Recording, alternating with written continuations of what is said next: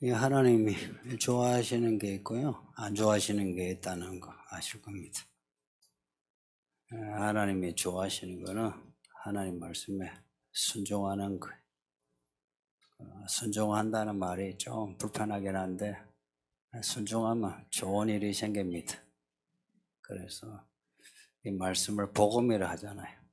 그냥 복음이라 하는 게 아니고 이 말씀을 순종하면 복이 있다 해서 복음이라 합니다. 하나님이 싫어하시는 거는 불순종이에요. 하나님을 불순종한다. 불순종하고 나면 불순종과 따르는 이제 일들이 일어나요. 오늘 본문에 우상 숭배, 이게 가장 대표적입니다. 우상 숭배는 하나님이 아닌 것을 하나님처럼 두고 믿는 거예요. 이게 뭐 불상이든 간에 아니면 집안에 뭐 조상신이든 간에 아니면 돈이든 간에 자녀든 간에 하나님이 아닌 걸 가장 높은 곳에 혹은 가장 첫 번째에 두고 좋아하고 섬기는 것, 따르는 것, 그게 우상 숭배입니다. 그래서 예수님이 이런 말씀 하신 적이 있어요. 하나님이냐 돈이냐. 구약에서는 돈신이 안 나와요. 근데 신약에서 예수님이 돈신을 하나님이냐 돈이냐 할 때 그 돈은 만몬을 말합니다. 실제 그 원어가 만몬이 하나님이냐 돈신이냐 그렇게 우리에게 물으셨어요. 그 13장 앞에 보면 13장을 다 읽어봤지 않습니까? 13장 1절에 보면 바다에서 짐승이 나오는데 머리가 7이에요. 그런데 그 7의 머리마다 이제 멜루관을 썼는데 멜루관을 썼대요. 그리고 그 머리에 이름이 적혀 있는데 신성모독관의 이름이 적혀 있더라 합니다. 그리고 그 뒤에 또 11절에 땅에서 올라온 짐승도 있는데 이 짐승도 똑같아요. 그 신성모독관의 이름이라는 게 무슨 이름일까? 그 짐승이에요. 자기 이마에다가 내가 하나님이다 하는 겁니다. 하나님을 모독하는 이름이 뭐냐면 하나님이 아닌데 지가 하나님이다 하는 게 하나님을 모독하는 거예요. 그래서 하나님의 백성이 하나님이 아닌 우상을 하나님처럼 섬겨도 하나님을 모독한다 그러고요. 또 우리가 이사야서를 읽으면 이사야서 14장에 보면 바벨론 왕이 교만해요. 지가 하나님인 척해요. 그래서 하나님이 바벨론 왕을 쳐요. 그러니까 하나님은 하나님인 척하는 거 혹은 하나님이 아닌 것을 하나님으로 섬기는 거 이걸 싫어합니다. 나를 모독한다라고 여겨요. 우상 숭배하는 사람들은 나중에는 오른손에 혹은 이마에 표를 받는답니다. 이 표가요, 마지막 때 이제 진짜 표로, 마크로 이렇게 나오고요. 마지막 때 전에 지금도요, 우상 숭배하는 사람은 표를 가지고 있습니다. 우리가 예수 믿는 표 안 보이잖아요. 안 보이는데 하나님은 우리를 아세요. 마귀도 우리를 알아요. 그래서 우는 사자같이 믿는 사람을 잡아먹으려고 애써요. 이미 마귀의 사람이 된 그 사람에게는 별 관심 없어요. 그런데 예수 믿는 사람에 대해 관심을 가지고 어찌하든지 지옥에 추락해 하려고 합니다. 그 우상숭배를 하면은 그 표를 받는다 할 때 지금까지는 이제 세상 사람의 표를 가지고 있어요. 무슨 지금 666표 이런 이야기 안 해도요. 실은 세상 사람의 표 가지고 있죠, 그죠? 근데 우리가 교회 다니는 거는 세상 사람의 표를 이제 벗겨내고 예수 믿는 표 가지자 하는 거죠, 그죠? 그래서 성령을 받았다, 성령의 인침, 성령 충만, 성령 세례 이런 게 다 하나님의 표입니다, 하나님의 표. 이제 마지막 때가 되면 이제 모든 것이 이제 다 드러나요. 모든 것이. 그래서 세상의 표라는 게 진짜 표로 이렇게 나타난다는 이야기예요. 그리고 하나님의 사람 또한 하나님의 사람으로 아마 지금까지는 덮인 부분이 많을걸요. 근데 어느 땐가는 하나님을 믿는 사람은 표가 나요. 무슨 표가 나냐? 짐승의 표를 받지 않는, 짐승의, 이 세상 사람은 짐승의 표를 받는, 이렇게 표가 나요. 지금은 이제 그 정도는 아니죠. 그러나 이제 코로나를 겪으면서 아마 여러분이, 그럴 수 있겠다. 세상이 많이 바뀔 수 있겠다. 이제 감지하죠. 정말 세상이 많이 바뀔걸요. 전쟁, 기근, 전염병. 성경이 세 가지를 꼭 이야기해요. 이 세 가지가 지금 팬데믹으로 전 세계에 걸쳐 일어나고 있죠. 그러면 세상이 지금 격변한다는 겁니다. 우리가 감지하지 못해서 그렇지, 더 격한 변화가 지금 일어나고 있어요. 이런 변화 속에서 믿음으로 살려면은 각오를 해야 합니다. 그 옛날에 어린 다니엘이 각오를 해가지고 다들 먹는 음식을 안 먹는다 했죠. 그래서 다니엘 이야기가 시작된 거 아시죠? 근데 이 마지막 때는 더 그래요. 아직 뭐 짐승의 표 이렇게 나타나지 않아도 세상에 살고 있잖아요. 여러분의 가정에서, 직장에서 믿음으로 살려 하니까 쉽지 않죠. 마음에 뭔가 결심을 하고 뭔가를 각오를 해야만 믿음으로 살 수 있어요. 그 앞에 13장에 그 10절에 보면 사로잡힐 자는 사로잡히고 죽을 자는 죽어야 한다. 이 표현이 너무 기가 막혀요. 지금도 믿음으로 살려면 무언가를 각오해야 된다는 이야기입니다.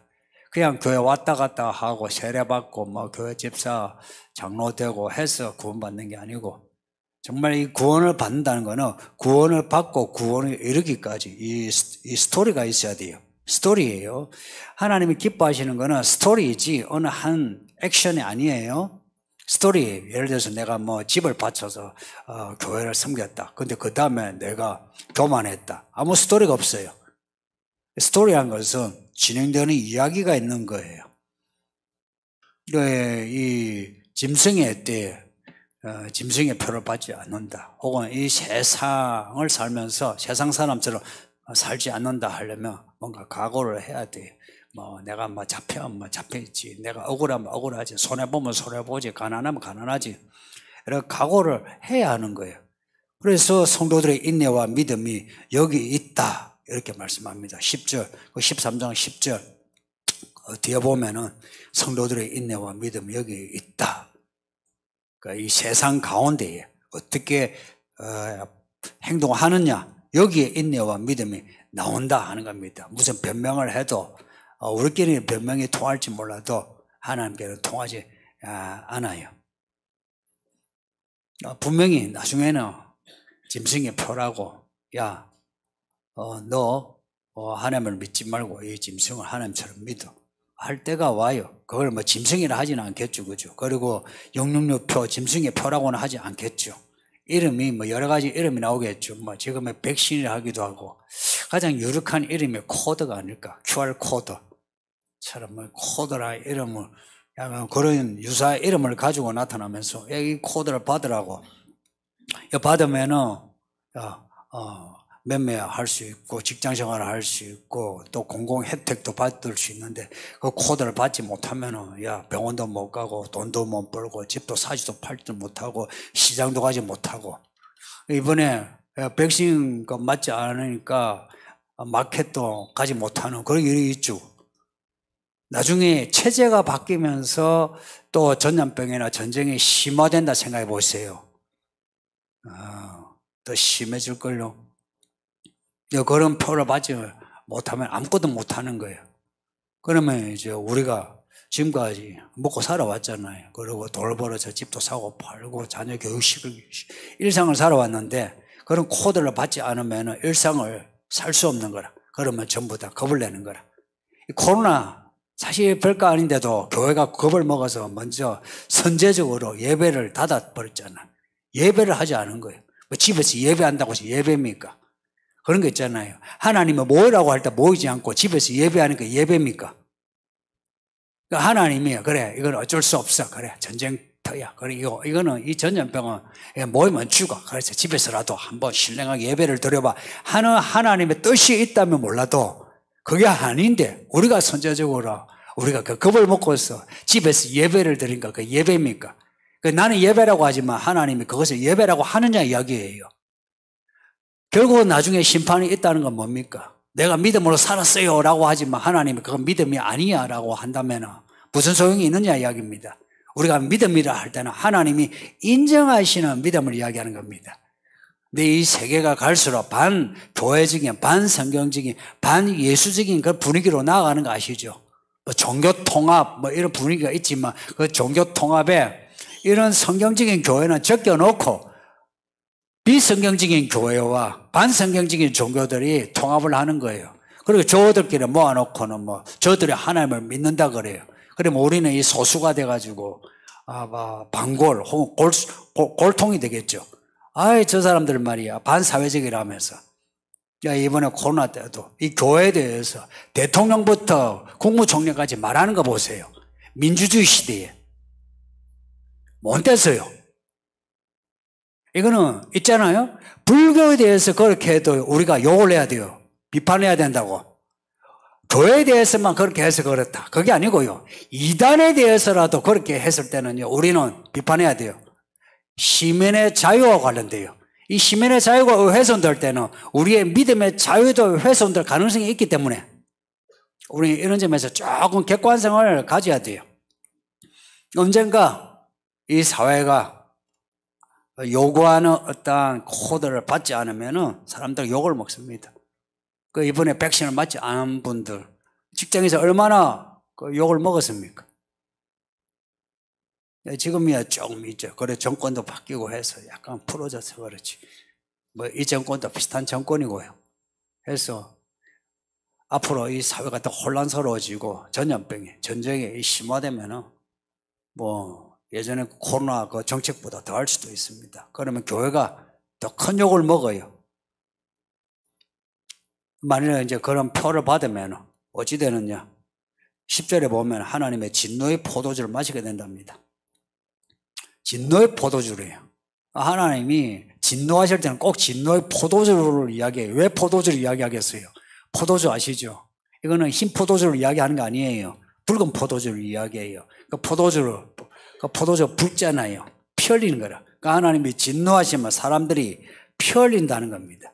하나님의 진노로 인해서 온 세상이 피로 물들게 된다. 이게 하나님의 심판입니다.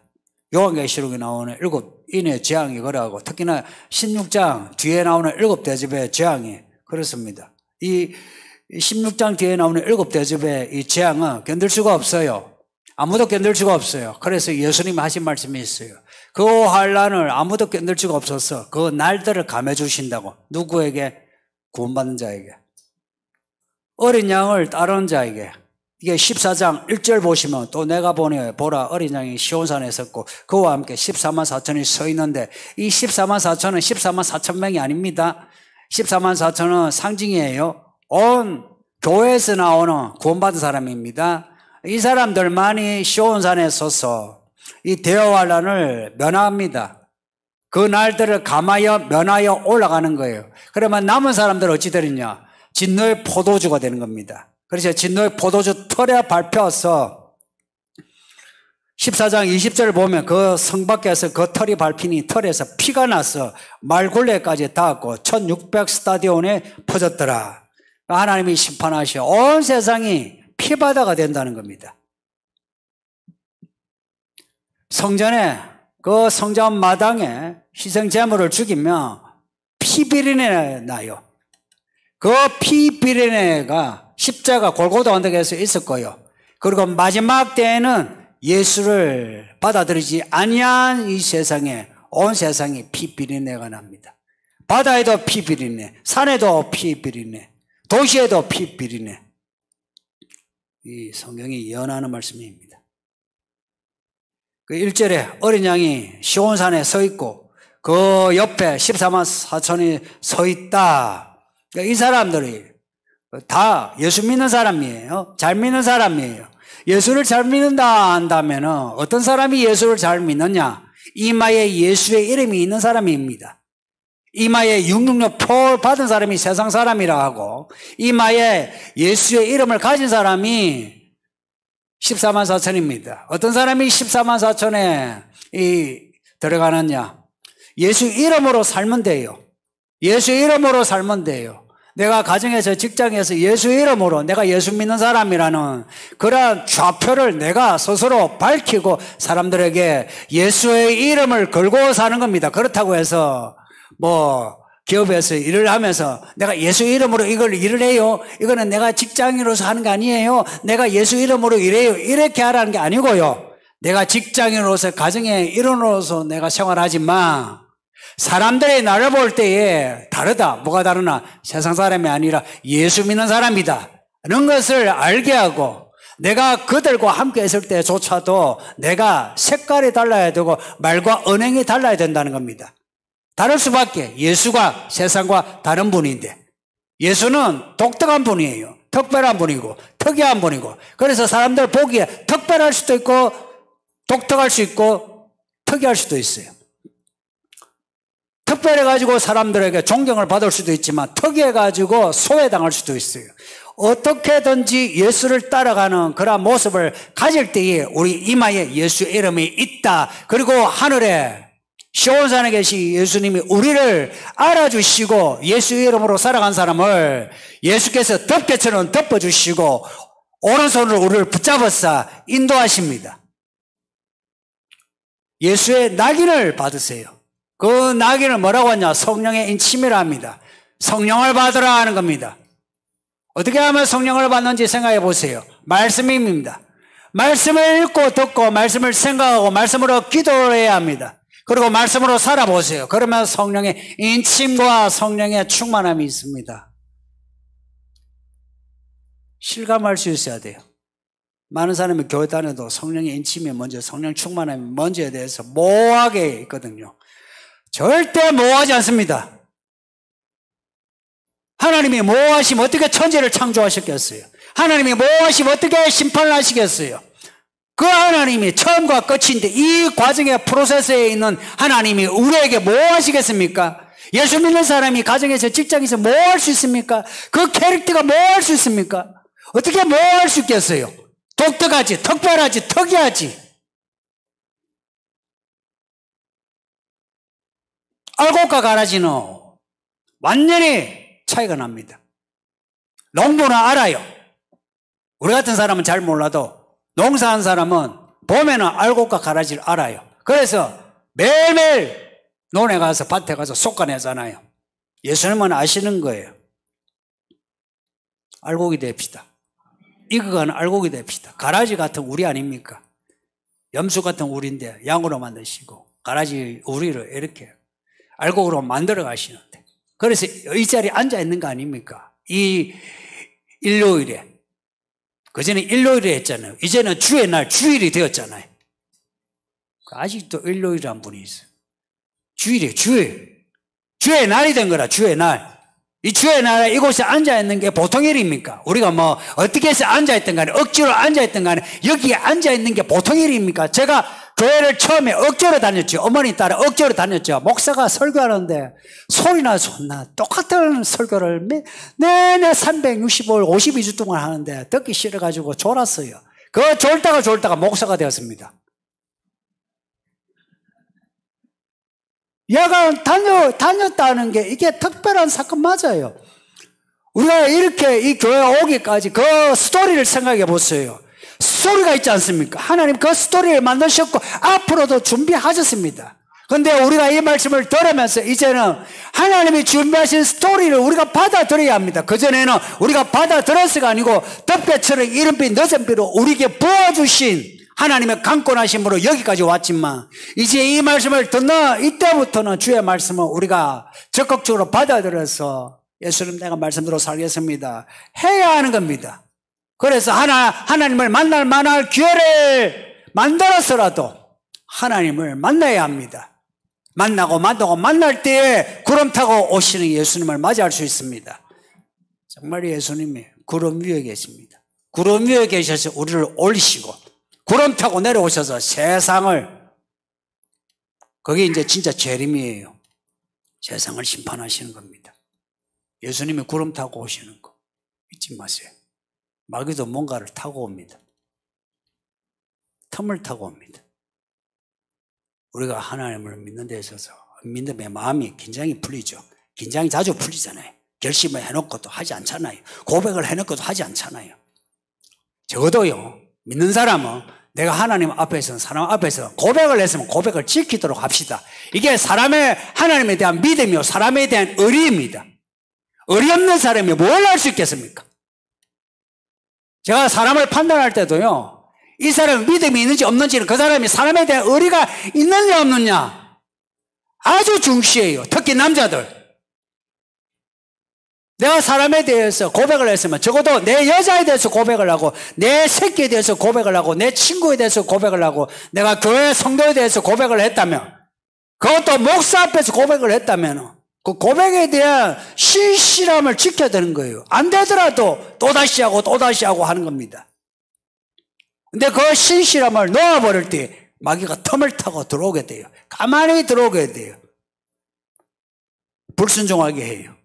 불순종하면서 마음에 누르게 퍼지게 되면서 이 말씀에 대해 의구심을 가지게 되고, 의심이 되고, 불평이 나오고, 비판이 나오게 되고, 어려움이 나오게 되고, 욕이 나오게 되고, 그렇지 않습니까? 근데 어떻게 하면 마귀를 쫓아내느냐? 잊지 마세요. 말씀 읽고 말씀을 순종하세요. 말씀을 행동하면요, 마귀가 꼼짝을 못해요. 이 말을 아직도 못 알아듣는 사람이 있거든요. 우리 속에 귀신이 바글바글 거릴 수 있다는 이것을 스스로 거절하고 있어요. 스스로 자기 생각에 거룩한 생각을 하지 못한 채 더러운 생각을 하고 악한 생각을 하면서도 그 악하고 더러운 생각을 어떻게 하면 내가 내보낼 수 있나? 말씀을 읽고 순종하는 그 길 외에는 없어요. 우리가 앉아서 기도를 하고 예수 이름으로 나가라 해도 나가는 것 같아도 나가는 것 같지만 나갔다가 다시 7배 더 데리고 와서 우리가 더 악해지는 겁니다. 그래서 예수 믿는 사람은 캐릭터가 닮아가요. 누구를 닮아가냐? 예수를 닮아가요. 그래서 이 사람 저 사람 캐릭터 다르죠. 그래서 나는 내 식으로 믿는다. 당신 식으로 믿어봐. 그게 세상이지. 믿는 사람은 캐릭터가 같아질 수밖에 없어요. 성격이 다르고 살아온 환경이 다르고 경제력이 달라도 같아질 수밖에 없어요. 캐릭터가 다 예수를 닮아가는 거예요. 다 믿음의 이야기를 살아가면서 캐릭터가 빚어지는 겁니다. 지금 빚고 있는 중이에요. 하나님이 우리를 빚으시는데, 여러분, 하나님이 빚으시는데, 오냐 하고 이렇게 또닥, 우쭈쭈만 하십니까? 아니에요. 어느 때가 되면, 교회에 다닌 지 몇 년이 되었잖아요. 애들도요, 돌 좀 지나면요, 뭘 하죠, 그죠? 한 30살 되면 때리죠? 7살, 8살 되면 밥도 안 줘요. 청소년 되면 용돈 안 줘요. 그러잖아요. 교회 다닌 지 몇 년이 됐는데 우쭈쭈 해야 되겠습니까?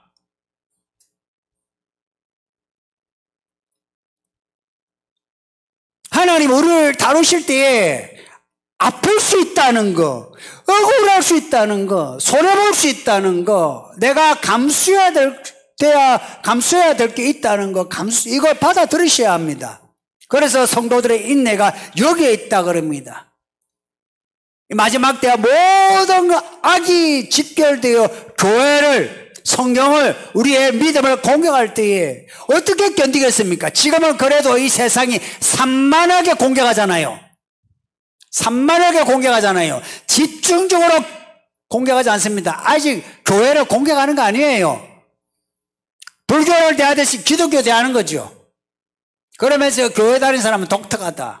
천주교는 그렇지 않은데, 교회 다니는 사람은 독특하다.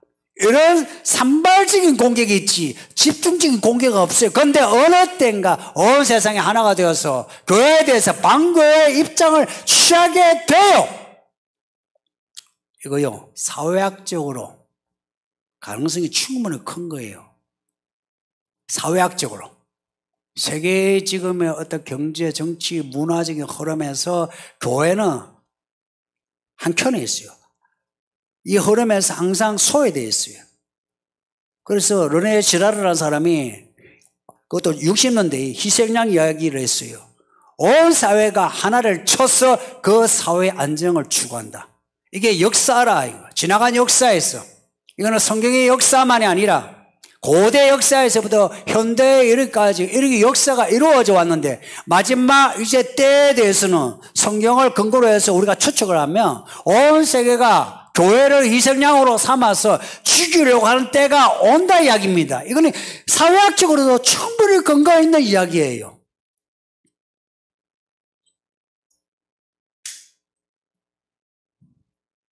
12절 뒤에 그들은 하나님의 계명과 예수에 대한 믿음을 지키는 자다.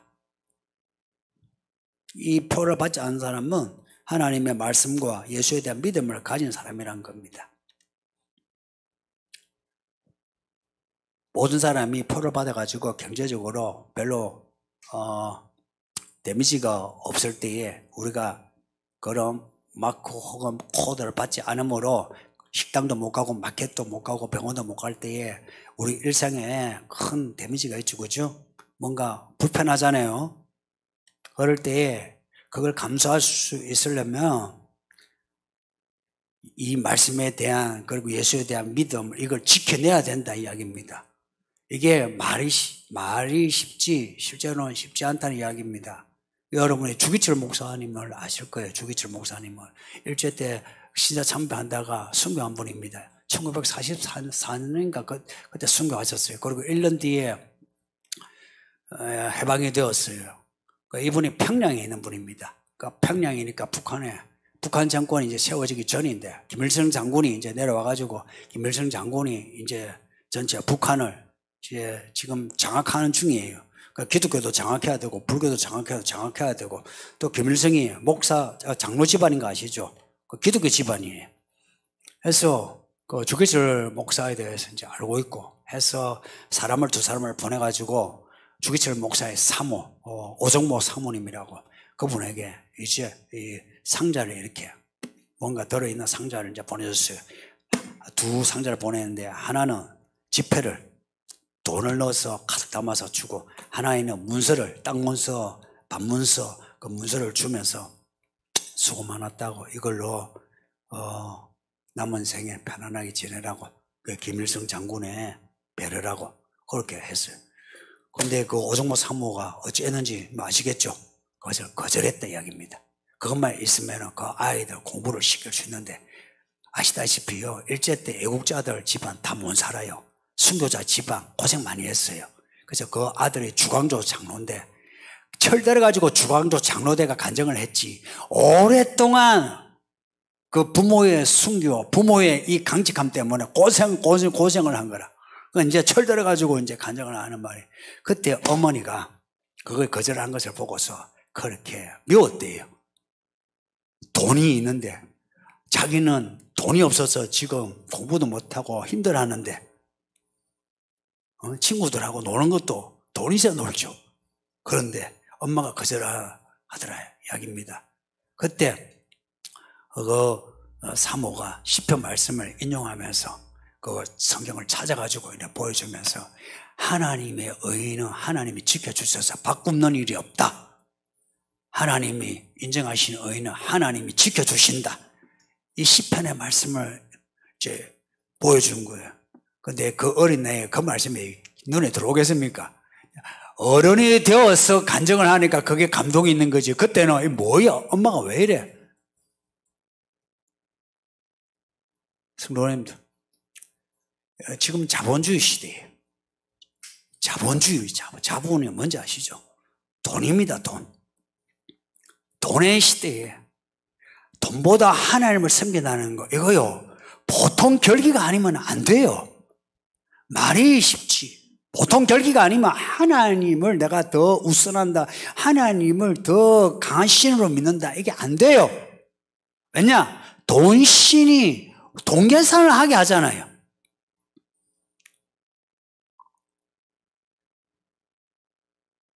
그 오정모 사모가 그 김일성이 보내는 그 돈을 받아야 되는지 안 받아야 되는지 여러분 어떻게 판단하겠어요? 하나님의 뜻이냐 아니냐 어떻게 판단하겠어요? 만일 그때 그 사모가 받았으면 그 집안이 어떻게 되었겠어요? 이런 아름다운 간증이 나오겠어요? 그 간증이 그냥 간증입니까? 그 아들들이 생명을 얻는 간증 아닙니까? 어떻게 분별해야 되겠어요? 다니엘 이야기만 해도 그래요. 다니엘이 그 바벨론 궁전에서 주는 음식을 밥을 먹는 문제예요. 옷을 입는 것도 아니고 밥을 먹는 문제에서 밥을 안 먹었다 이야기입니다.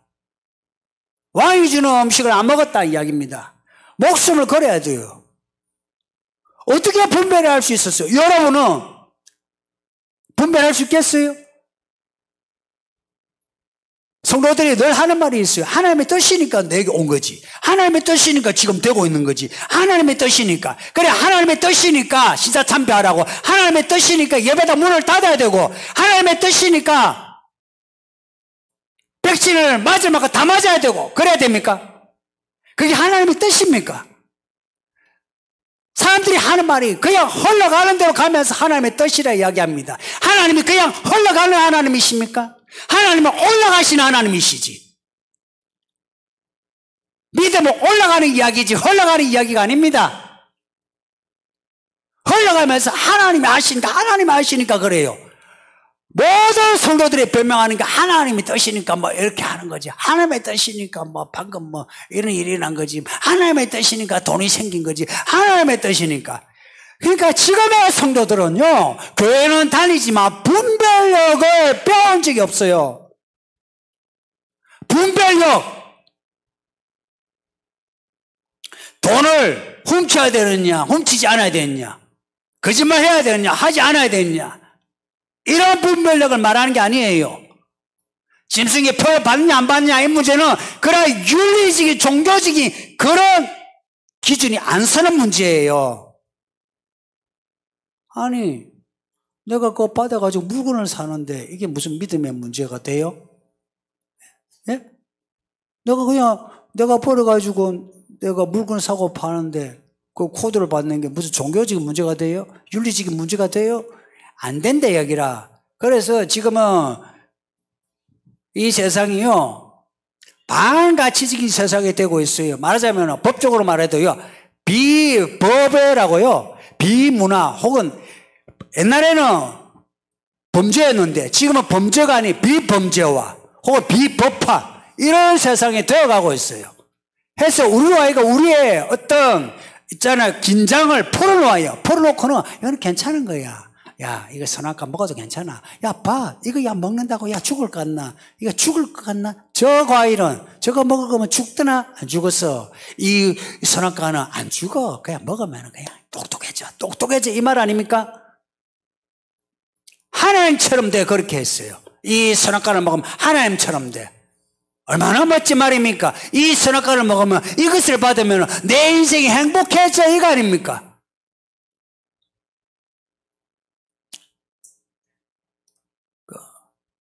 코로나 지금도 진행 중인데 그래도 이제 정권이 바뀌고 목사님들 이제 모임에 갔어요.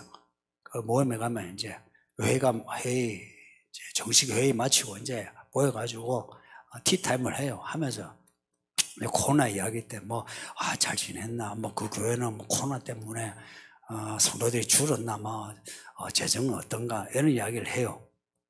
전부 다 똑같이 하는 말 이런 말이었어요. 야, 코로나 지나고 나니까 속았다. 우리가 겁을 먹고 예배당 문을 닫았다. 거의 대부분은 교회가 문을 닫았어요. 그것도 선제적으로. 이 말이 웃기지. 하여튼 말을 만들면 사람이 언어의 포로가 돼. 선제적으로. 선제적인 믿음하고 선제적으로 예배당 문을 닫는 거 구분을 못해.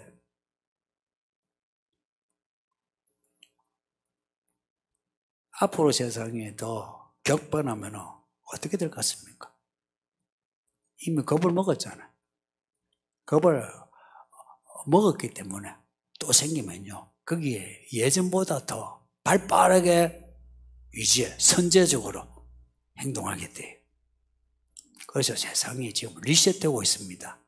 지금 용어를 쓰고 있어요. 리셋이라는 말을 쓰고 있어요. 이건 그냥 제가 쓰는 말이 아니에요. 리셋이라. 있잖아요. 뭐 하면 다시 막 포맷을 하고 다 정리하고 새로 시작하는 거. 그 정리인데 새로운 이제 판을 짜자는 거예요. 지금 새 판 짜기 지금 과정에 있어요, 성도님들.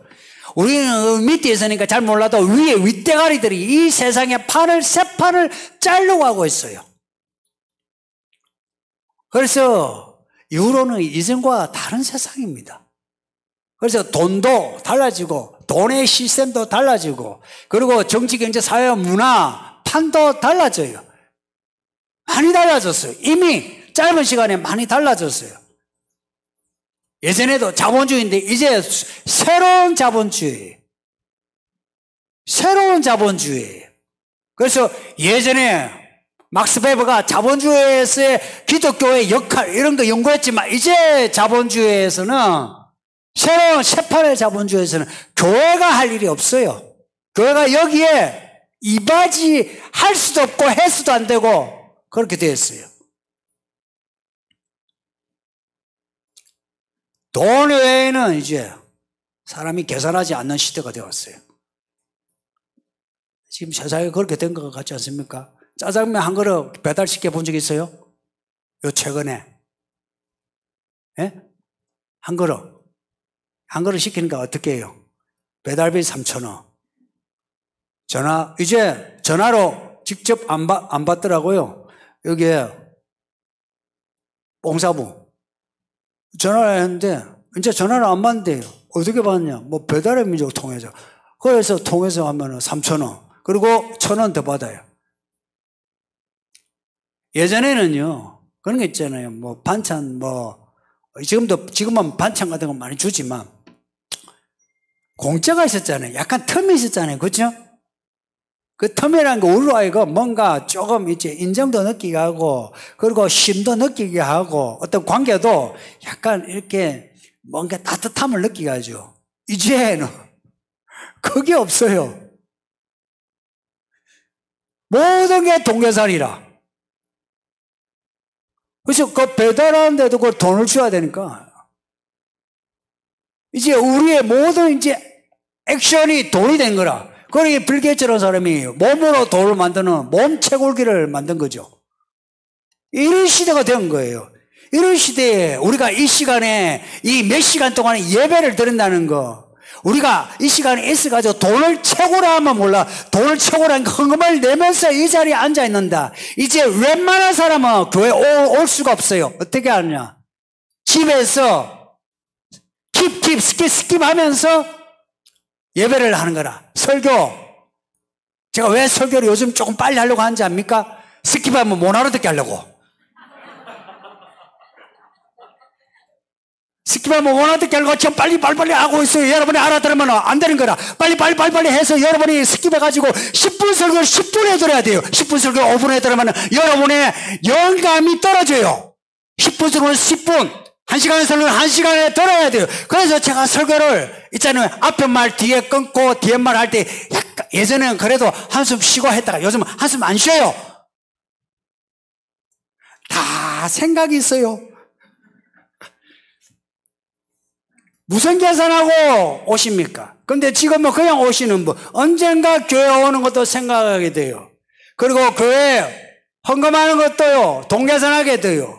지금도 계산하지만 이제 계산이 더 치밀해져요. 믿음의 어떤 차원이 아니고 이제 내 생활 차원 그리고 교회 밖의 사회 차원의 그 돈 계산을 그대로 가지고 와서 계산하게 돼요. 그리고 사람을 만나도 계산하게 돼요. 말을 하는데도 언어도 계산하게 돼요. 우리가 지금 왜 이리 빡세게 성경을 배운지 압니까? 하나님의 계산을 배우기 위해서 그렇습니다. 하나님의 계산요. 하나님이 뭘 계산한지 압니까? 이거는 성경에서 제가 봤어가 아니고 이거는 제 이야기입니다. 개인적인 해석이에요. 하나님이 뭘 계산하냐니까 우리들이 인내를 계산합니다. 너 성질 죽여. 너 욕구와 욕망 죽여. 너 하고 싶은 거 죽여. 너 가지고 싶은 거 죽여. 너 가고 싶은 거 죽여. 그걸 죽이라는 겁니다. 그걸 죽일 때 하나님은 그 계산을 하세요. 오늘 이 말씀이 있잖아요. 성도들의 인내가 여기 있나니 하나님이 인내를 보시는 겁니다. 이 하나님의 계산법을 배울 때에 우리는 이 말씀을 지켜낼 수가 있어요.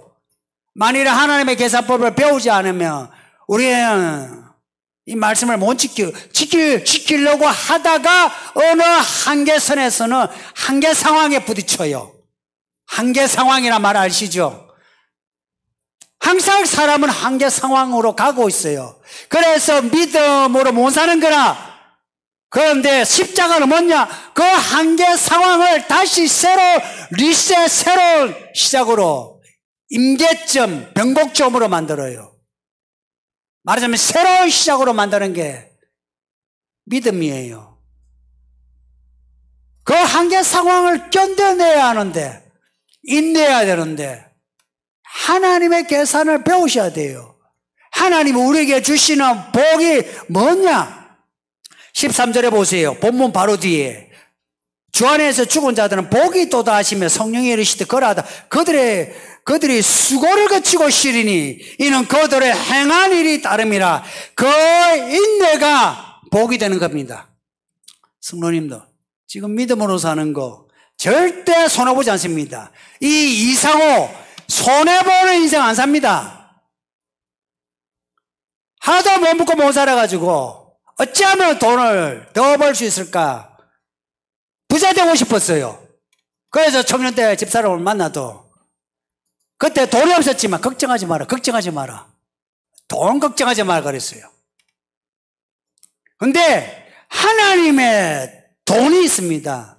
세상에서 하나님이 주시는 돈이 있고, 그리고 하나님의 나라는 돈 없이도 살 수 있는 나라예요. 그 복을 우리에게 주신다고 하시니까 그 하나님의 계산을 배웁시다. 이른 비 늦은 비 준다 하잖아요. 금도 온도 하나님 거라 하잖아요.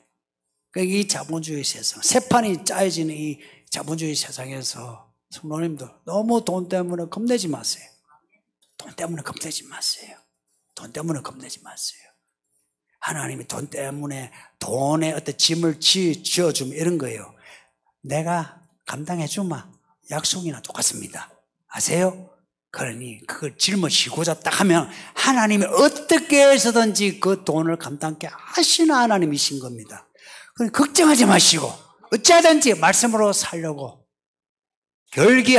결단하시고 끝까지 인내하시는 성도님들 되시길 바랍니다. 네, 말씀을 생각하면서 기도합시다. 아버지 하나님 감사합니다. 오늘 이 요한계시록 14장 말씀을 읽게 하시니 감사합니다. 마지막 때에 사람